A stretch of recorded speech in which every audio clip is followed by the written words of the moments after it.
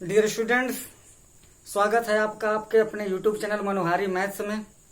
सबसे पहले तो मैं जानना चाहता हूं कि आप कैसे हैं, आपका स्वास्थ्य कैसा है। मैं आशा करता हूं कि आप पूर्ण रूप से स्वस्थ होंगे। आज हम लोग दशमलव संख्याओं के विषय में अध्ययन करेंगे। दशमलव संख्याओं का मतलब किसी भिन्न को दशमलव में बदलने के लिए अंश में हर से भाग देना पड़ता है। तो उदाहरणों के आधार पर हम लोग देखते हैं कि दशमलव संख्याएं जब निरूपित की जाती हैं तो तीन तरह के हमको दशमलव संख्याएं प्राप्त होते हैं। पहला शांत दशमलव निरूपण, दूसरा अशांत और आवर्ती, तीसरा अशांत और अनावर्ती। तो ये तीन कैटेगरी आपकी सुविधा के लिए बना दिया गया है और एक साथ ये तीनों का कंपैरिजन आप कर सकते हैं, कुछ भी रटने की जरूरत नहीं है। तो आइए एक एक करके देखा जाए। तो शांत दशमलव निरूपण क्या होता है? टर्मिनेटिंग डेसिमल रिप्रेजेंटेशन होता है। जैसे मान लीजिए एक भिन्न ले लिया 5/8। अब 5/8 को अगर हम दशमलव भिन्न में बदलेंगे तो 5 में 8 का भाग देना पड़ेगा, और 5 में 8 का जब भाग देंगे तो आप भाग दे करके देखिएगा 0.625 आ जाएगा। और मैं यह मान रहा हूं कि आपको किसी भिन्न को दशमलव भिन्न में बदलने की रीति मालूम है। मतलब किसी भी अंश में हर से आप भाग देने में सक्षम हैं। दशमलव के एक स्थान तक, 2 स्थान तक, 3 स्थान तक, 4 स्थान तक आपको इसकी बात की जानकारी है। 5/8 को हम बदले तो 0.625 आ गया। अगर हम 3/125 एक भिन्न लेते हैं और इसको बदला जाए तो 0.024 आ जाएगा। 7/20 ले लेते हैं तो 7 में 20 का अगर भाग देंगे तो ये हो जाएगा 0.35। मतलब यह है कि 5 में 8 का भाग देंगे तो एक समय ऐसा आएगा जहां पर शेषफल 0 हो जाएगा। 3 में 125 का भाग देंगे तो एक समय ऐसा आएगा शेषफल 0 हो जाएगा। 7 में 20 का भाग देंगे तो यहाँ पर भी शेषफल 0 हो जाएगा, पूरी तरह से कट जाएगा। इसीलिए इस दशमलव निरूपण को हम शांत दशमलव निरूपण या टर्मिनेटिंग डेसिमल नंबर कहते हैं। अब यहाँ पर थोड़ा सा विचार कर लिया जाए। जब किसी भिन्न के अंश में हर से आप भाग देंगे, भाग देने के बाद भागफल देखने के बाद आप बता पाएंगे कि दशमलव निरूपण शांत है या अशांत है।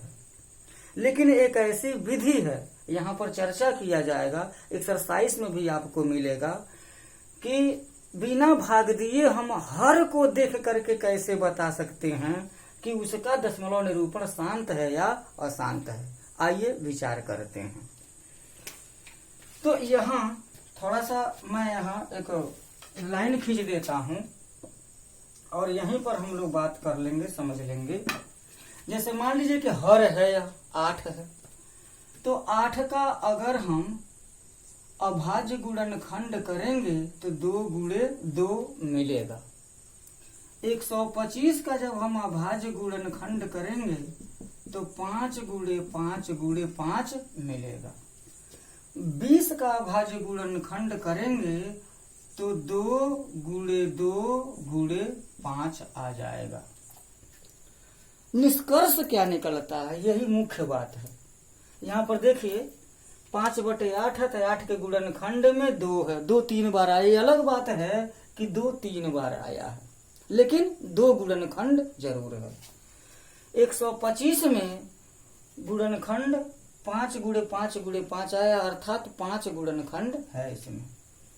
20 का गुणनखंड करेंगे तो 2 गुणे 2 गुणे 5 होगा, अर्थात 20 के गुणनखंड में या 7/20 के हर के गुणनखंड में 2 और 5 दोनों उपस्थित है।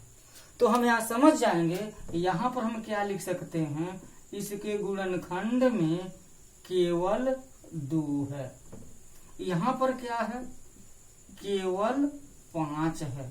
यहाँ पर क्या है, 2 और 5 दोनों उपस्थित है। तो यहीं से निर्णय ले लेते हैं। अब रूल पर आ जाइए, इसी को रूल बना देते हैं। रूल बन जाएगा और हमेशा सत्य होगा। जिस भिन्न के हर के गुणनखंड में केवल 2 हो, केवल 5 हो या केवल 2 और 5 दोनों हो, तो उस भिन्न का दशमलव निरूपण शांत हो जाता है, जैसा कि यहाँ पर दिया गया है। एक बार और सुनिए।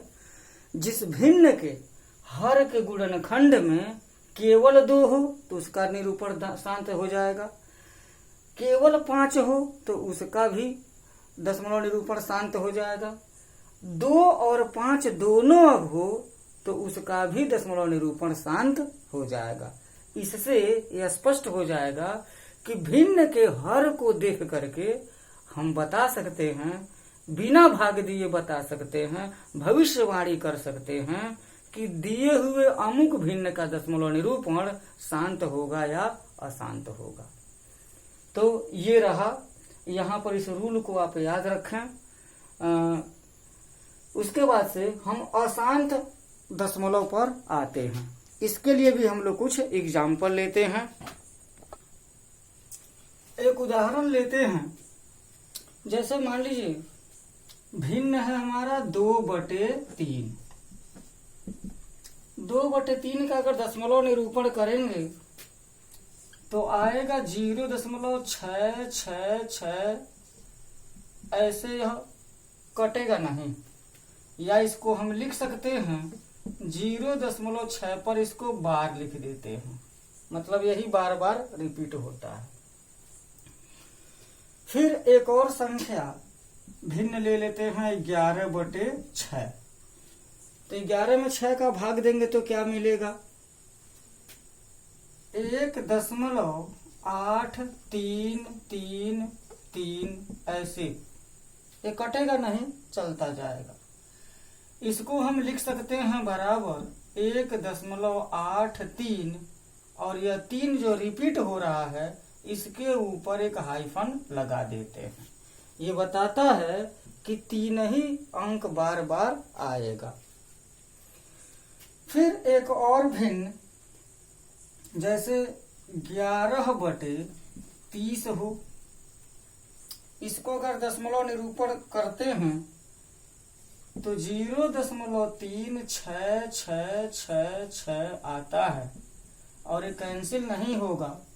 इसको हम लिख सकते हैं 0.36 पर बार हो जाएगा।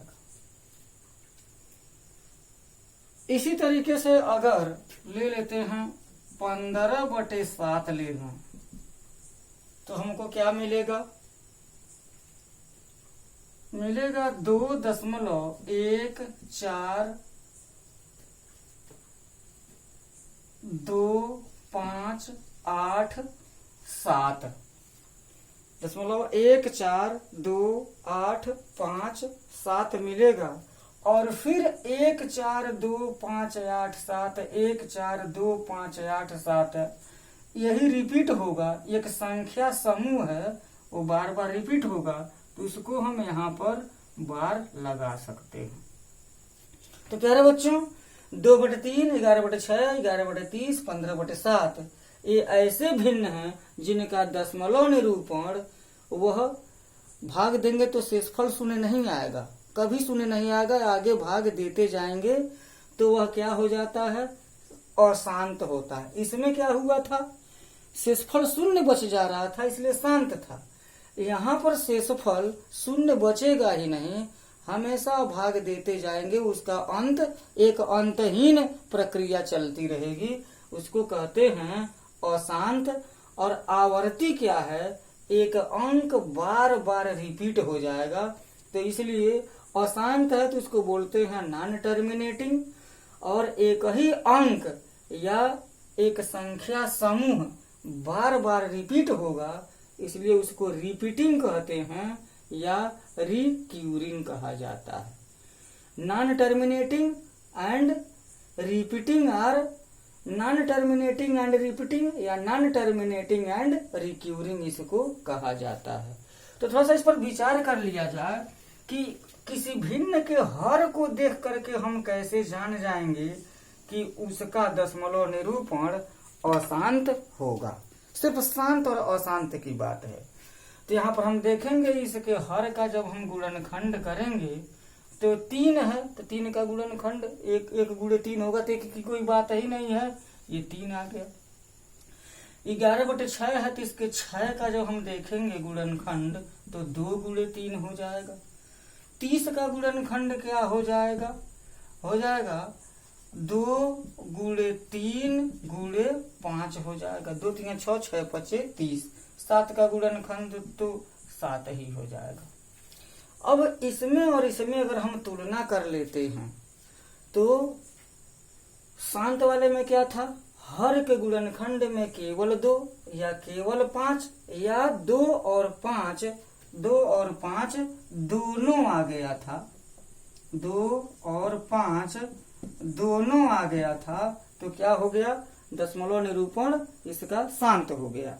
यहां पर क्या है, 3 है, इसमें न 2 है न 5 है या न 2 और 5 दोनों है। इस कसौटी को यहीं पर चेक करेंगे, बल्कि उसके अतिरिक्त 3 है, तो दशमलव निरूपण क्या हो गया, अशांत हो गया। 6 के दशमलव गुणनखंड में 2 गुणे 3, केवल 2 का नियम तो है, लेकिन 2 आया है, उसके साथ साथ 3 भी आ गया है, इसलिए ये 3 इसके दशमलव निरूपण को अशांत करा देगा। 30 का अगर हम गुणनखंड करते हैं तो यहाँ 2 भी है और 5 भी है, तो तीसरा नियम 2 और 5 दोनों होना चाहिए, वो तो पूरा हो रहा है, लेकिन 3 भी आ गया है, इसलिए दशमलव निरूपण क्या हो जाएगा, अशांत हो जाएगा। इसी तरीके से अगर 7 का गुणनखंड करेंगे तो शांत तो होगा ही नहीं, क्योंकि न तो 2 है न 5 है और न 2 और 5 दोनों है, कोई है नहीं है, तो 7 है। इस तरीके से हमें निर्णय ले सकते हैं। हर को देख करके हर का गुणनखंड कर लेंगे, केवल 2 है केवल 5 है या 2 और 5 दोनों है, तो वह क्या हो जाएगा, दशमलव निरूपण शांत हो जाएगा। इसके अतिरिक्त अन्य कोई भी अभाज्य संख्या अगर आ गई, 3, 5, 7, 11, 13, 17, ये सब संख्याएं अगर आ गई तो उसका दशमलव निरूपण क्या हो जाएगा, अशांत हो जाएगा। अब आइए ये देख लेते हैं, दशमलव संख्या को देख करके हम परिमेय कहेंगे या अपरिमेय कहेंगे, एक लाइन और जुड़ जाएगा इसमें। तो प्यारे बच्चों, शांत दशमलव निरूपण जो भी हैं वो सब के सब क्या होते हैं, परिमेय होते हैं। और अशांत जो है, अशांत में भी 2 तरीके का है, एक अशांत आवर्ती है और अशांत अनावर्ती है। अनावर्ती पर अभी हम लोग बात करेंगे, लेकिन उससे पहले अगर अशांत है और आवर्ती है, अशांत का मतलब नहीं कट रहा है, आवर्ती का मतलब नहीं कट रहा है, तो भाग आप देते जा रहे हैं, तो आपको भागफल क्या मिल रहा है, एक अंक रिपीट हो रहा है या एक संख्या रिपीट हो रही है या एक संख्या समूह रिपीट हो रहा है।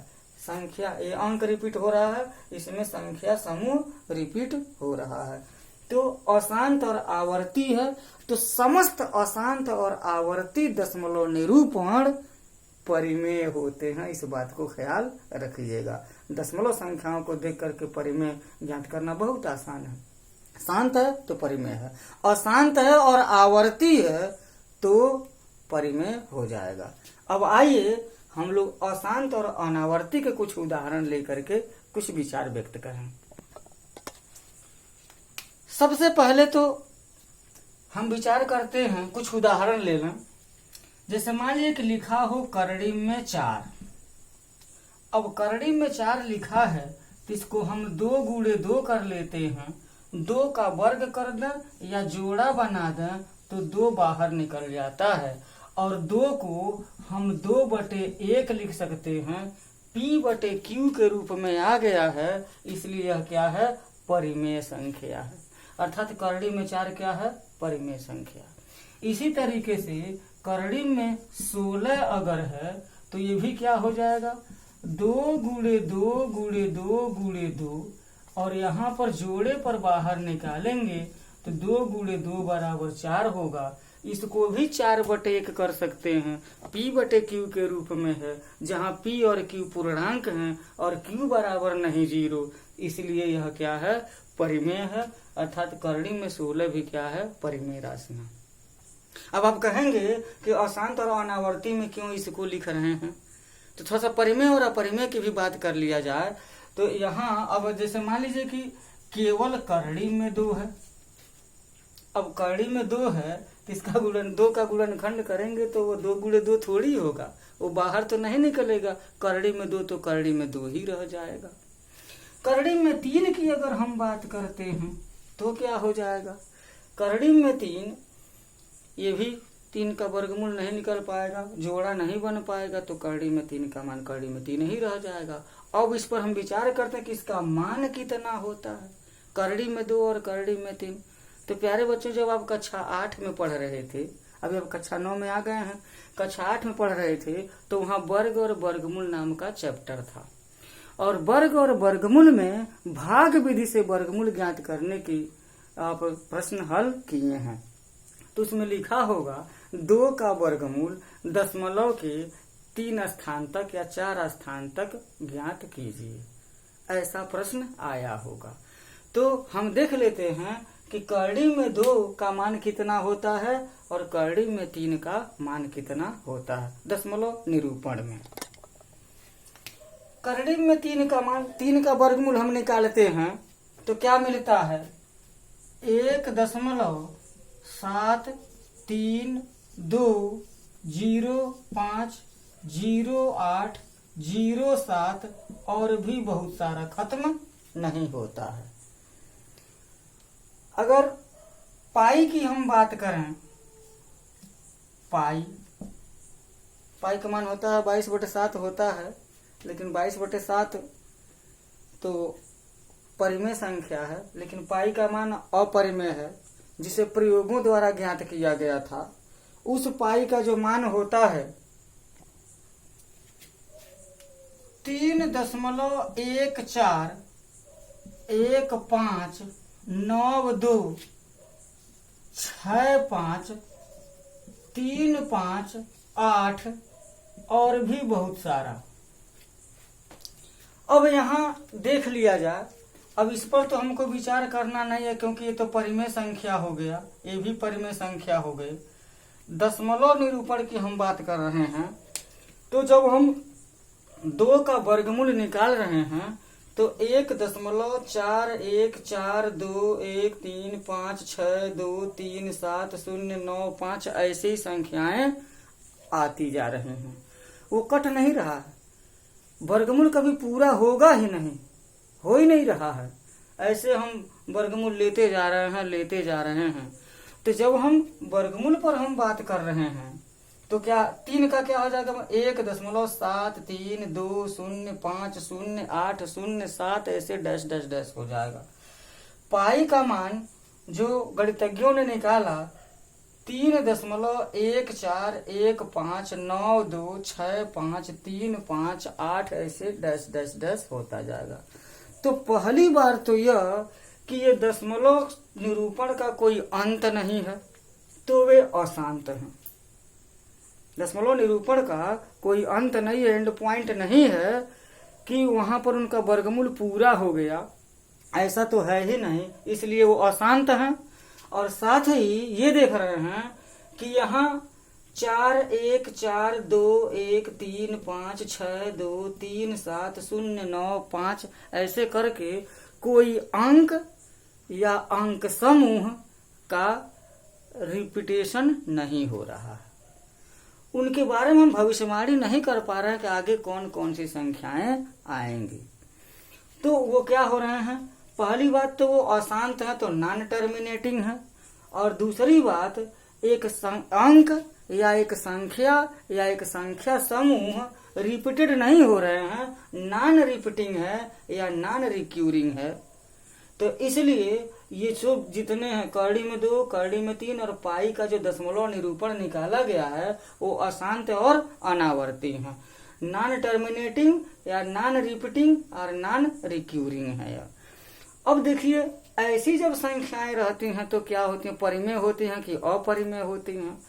तो जो संख्याएं अशांत होती हैं, शांत होती हैं, वो परिमेय होती हैं। अशांत और आवर्ती होती हैं, अशांत ये भी है, अशांत ये भी है।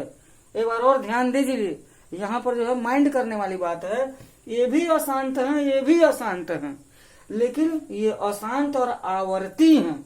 एक अंक या अंक समूह बार बार रिपीट हो रहा है, इसलिए क्या है, ये भी परिमेय है और ये भी परिमेय राशियां। यहाँ पर लिख देता हूँ, ये सभी क्या हैं, परिमेय राशियां हैं। परिमेय, ये भी क्या है, परिमेय है। और ये क्या है, अशांत और अनावर्ती हैं, इसलिए ये क्या है, अपरिमेय है। इन दोनों को छोड़ करके ये तो परिमेय राशियां हैं। इनकी बात करड़ी में 4 और करड़ी में 16 की बात नहीं की जा रही है, सिर्फ करड़ी में 2, करड़ी में 3 और पाई की बात। ऐसी और भी बहुत सारी राशियां हम ले सकते हैं। क्या क्या लिया जा सकता है, जैसे मान लीजिए यहाँ पर संख्याएं ले लिया जाए 0.02, 0.02, 0.0002, 0.0002, ऐसे करके संख्याएं आ सकती हैं।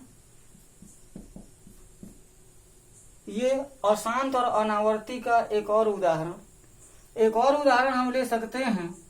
तो 0.54, 554, 5554, 55554, ऐसे और भी संख्याएं हो सकती हैं।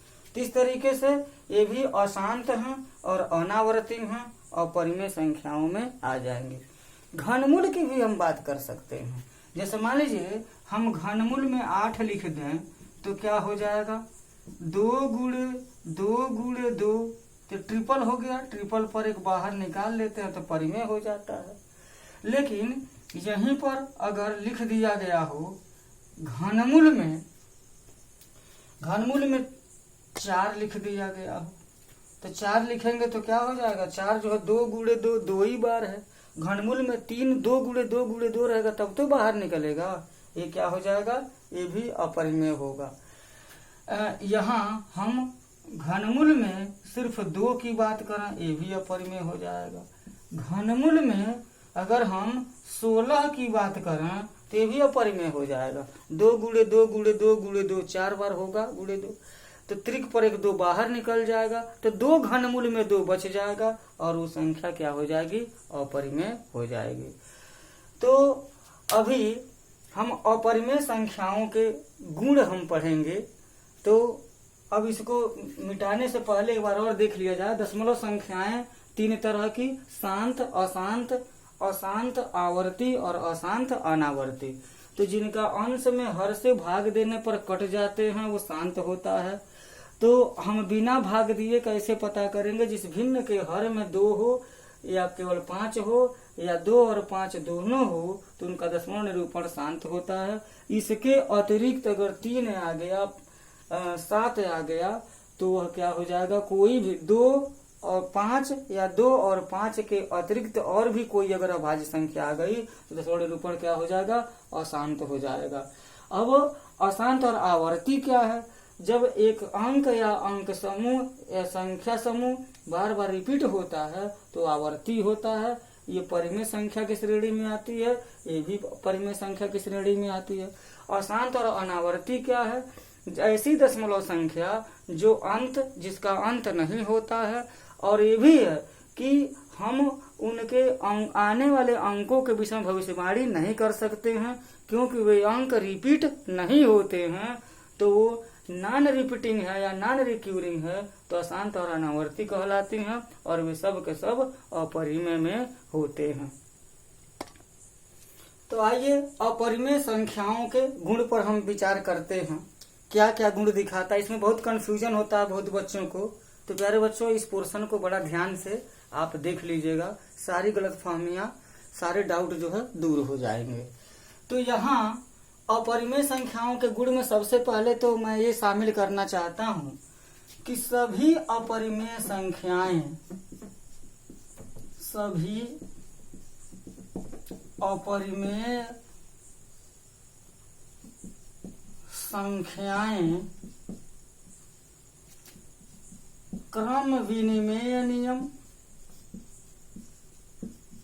कम्यूटेटिव लॉ इसको कहते हैं, क्रम विनिमेय, साहचर्य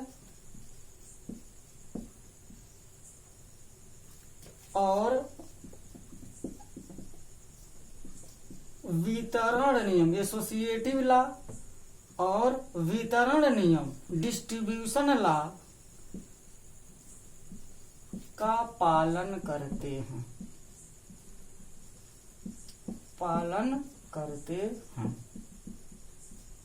अब इसको हम लोग देख लेते हैं, एग्जाम्पल के तौर पर इसको देख लेते हैं कि क्या है, कैसे पालन करते हैं। यहाँ पर मैं एक लाइन खींच देता हूँ, इधर सिर्फ एग्जाम्पल देखेंगे।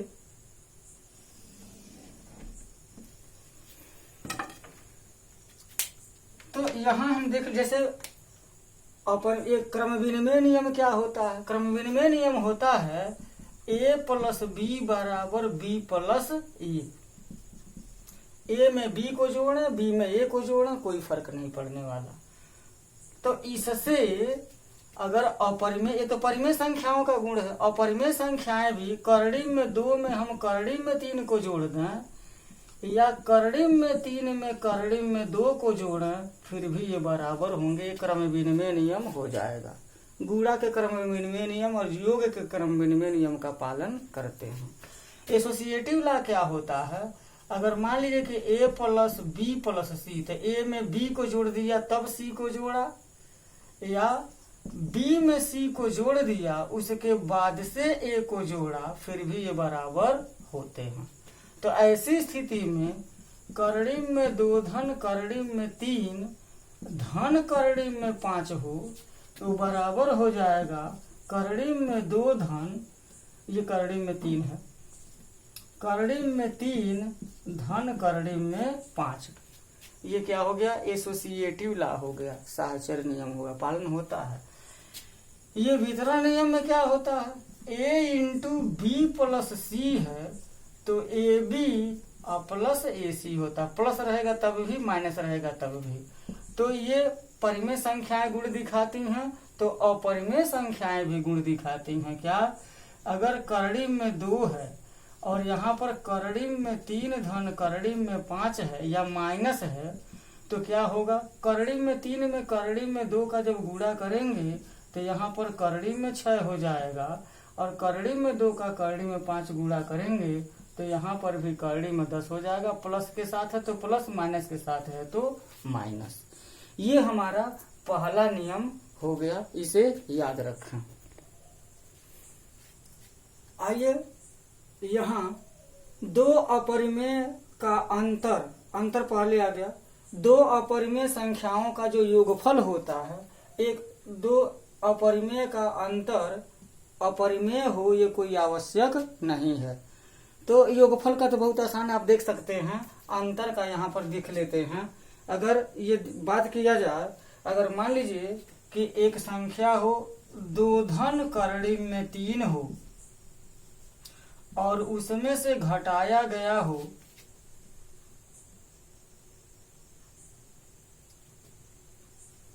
अपरिमेय हो, ये कोई आवश्यक नहीं है।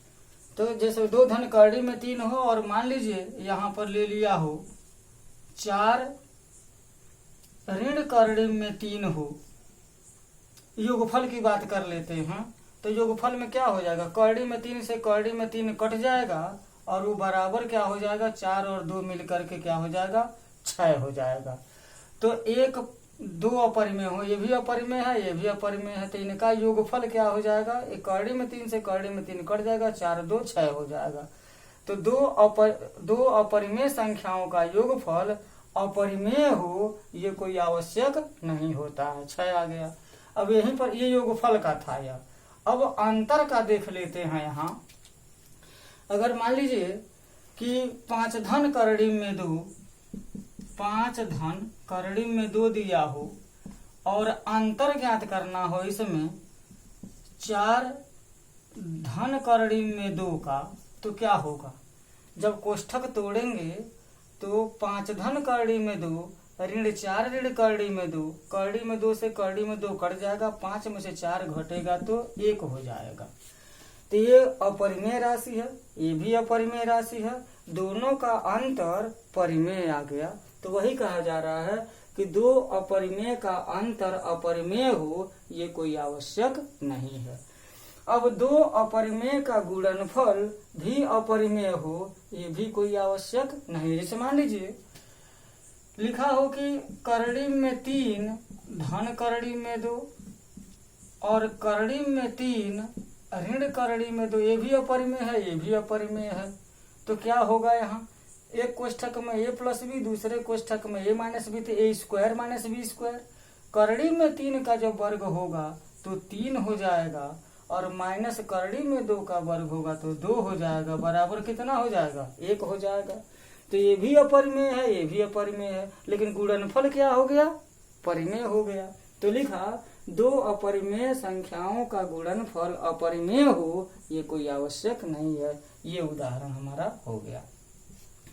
दो अपरिमेय का भागफल अपरिमेय हो यह भी आवश्यक नहीं है। जैसे मान लीजिए कि 2 करड़ी में 3 हो, अब भाग देना हो करड़ी में 3 का, तो क्या होगा? करड़ी में 3 से करड़ी में 3 कट जाएगा, मिल जाएगा हमको कितना? 2 मिल जाएगा। तो ये अपरिमेय है, ये भी अपरिमेय है, भागफल कितना आ गया? परिमेय आ गया, तो आवश्यक नहीं है। ये 5वां में जो है 4 नियम लिखा है, एक परिमेय और एक अपरिमेय का योगफल अपरिमेय होता है, कन्फर्म है यहाँ पर। तो क्या कर सकते? जैसे मान लीजिए कि करड़ी में 2 धन 3 हो और जोड़ दिया गया हो 2 करड़ी में 2 धन 5, ये भी अपरिमेय है, ये भी अपरिमेय है। जब जोड़ेंगे तो करड़ी में 2 करड़ी में 2 क्या हो जाएगा? 3 करड़ी में 2 और 5 और 3 हो जाएगा 8। यह भी एक क्या है? अपरिमेय संख्या है। तो अब यहाँ के लिए देखा जाए, एक परिमेय और एक अपरिमेय, एक परिमेय और एक अपरिमेय का योग अपरिमेय हो। यहाँ पर ऐसे कर सकते हैं, यहाँ पर करड़ी में 2 नहीं लिखेंगे, सिर्फ परिमेय की बात किया गया है, तो इसको परिमेय ले लेते हैं। तो कितना हो जाएगा? 2 करड़ी में 2 हो जाएगा और 5 3 8 हो जाएगा। और देखिए ये परिमेय है, ये अपरिमेय है, तो क्या हो जाएगा? जोड़ेंगे तो करड़ी में 2 करड़ी में 2 धन 5 3 8 हो जाएगा। एक परिमेय और एक अपरिमेय का अंतर अपरिमेय होता है। एक परिमेय और एक अपरिमेय का अंतर, जैसे मान लीजिए एक परिमेय संख्या हमने ले लिया, क्या? 5 ले लिया, और इसमें से घटाया जा रहा है, एक अपरिमेय ले लिया जाए, यानी कि करड़ी में 2 धन 3 ले लिया जाए और इसका अंतर करें तो क्या हो जाएगा? 5 ऋण करड़ी में 2 ऋण 3 हो जाएगा, 5 में से 3 घटेगा तो 2 हो जाएगा, अर्थात इसका उत्तर हो जाएगा करड़ी में 2 धन 2 हो जाए, ऋण करड़ी में 2 धन 2 हो जाएगा। तो ये क्या हो गया? अपरिमेय राशि तो है। एक परिमेय और एक अपरिमेय का गुणन अपरिमेय होता है। इसको सीधे साधारण लिया जा सकता है। मान लीजिए कि परिमेय ले लिया हमने 4 और एक अपरिमेय ले लिया करड़ी में 3, जब गुणा कर देंगे तो 4 करड़ी में 3, ये परिमेय है, अपरिमेय है, गुणनफल अपरिमेय हो गया। अब एक परिमेय और एक अपरिमेय का भागफल अपरिमेय होता है। तो ले लेते हैं, जैसे मान लीजिए कि एक परिमेय ले लेते हैं, परिमेय को अंश मान लेते हैं। जैसे मान लिख लिया 8, और हमने भाग दिया किससे, एक अपरिमेय संख्या 2 करड़ी में 3 से भाग दे दिया, तो क्या हो जाएगा, 2 चौके 8 हो जाएगा, बराबर 4 बटे करड़ी में 3। परिमेयकरण अगर हम कर लेते हैं तो हो जाएगा 4 करड़ी में 3 बटे 3 हो जाएगा। और ये क्या है, एक अपरिमेय संख्याएं हैं। तो प्यारे बच्चों, इस तरीके से बड़े सिंपल में अपने पास से और भी एग्जाम्पल ले करके यहाँ पर जो अपने पास से एग्जाम्पल ले करके जो है यहाँ इसको प्रूव कर दिया गया। तो आप इसको, ये कोई उदाहरण जरूरी नहीं है, ये हमारा जो नियम है इस नियम को देखना जरूरी है।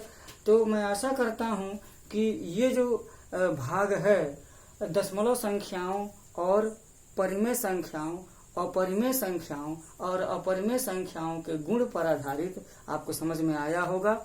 वीडियो को ध्यान से देखा है आपने, इसके लिए बहुत बहुत धन्यवाद। अगर आपको परिमेय, अपरिमेय, शांत, अशांत, अशांत आवर्ती, अशांत अनावर्ती, ये सब आपको अगर समझ में आया हो तो कृपया इस वीडियो को लाइक कीजिए, शेयर कीजिए और इस चैनल को सब्सक्राइब कीजिए ताकि इस तरीके के नोटिफिकेशन आपको मिलते रहें। धन्यवाद।